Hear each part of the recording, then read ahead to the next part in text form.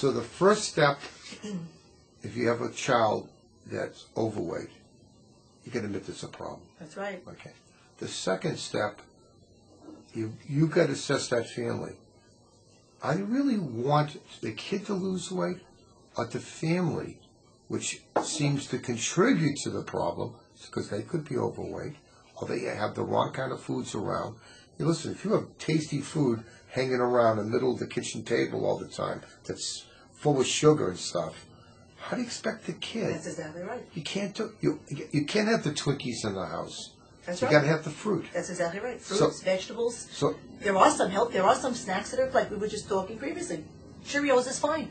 So the family has to agree to make the sacrifice, or I rather say the improvement in lifestyle, having a better type of food around.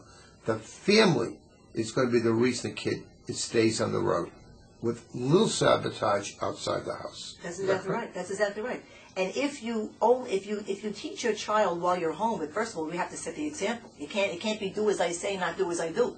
I mean, you can't have a cheesecake in the house and sit there and eating it with a cup of coffee and say to your child, you can't have this, it's not for you. You can't tell a kid not to smoke if you're puffing on a That's exactly cigarette. right, and I know, because I used to smoke when I was a kid. I used to sneak it out the window, Well, you gave a lot of things up. Right.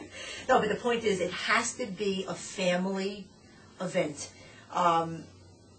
Most parents who have an overweight child, they are in denial. They don't want to deal with it because they know here, in Yiddish or whatever it is, it's called surus. In Italian, it's called agita. Whatever that feeling is that you get in your stomach, you know you have a problem. You know you have to deal with it, but you don't want to. You don't want to begin because you know it's going to be painful. You know you're going to have to make decisions. You know you may have to say no to your child. Getting that day one is difficult. And most parents don't want to go there. They think that as their kid grows, I've had people tell me at 10, 11 years old that it's just baby fat. And I look at them like, I really can't believe I just heard that from somebody.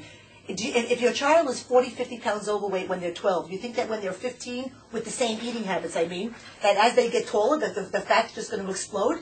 No, they're going to keep the same eating habits and they're going to gain more and more weight as they get older.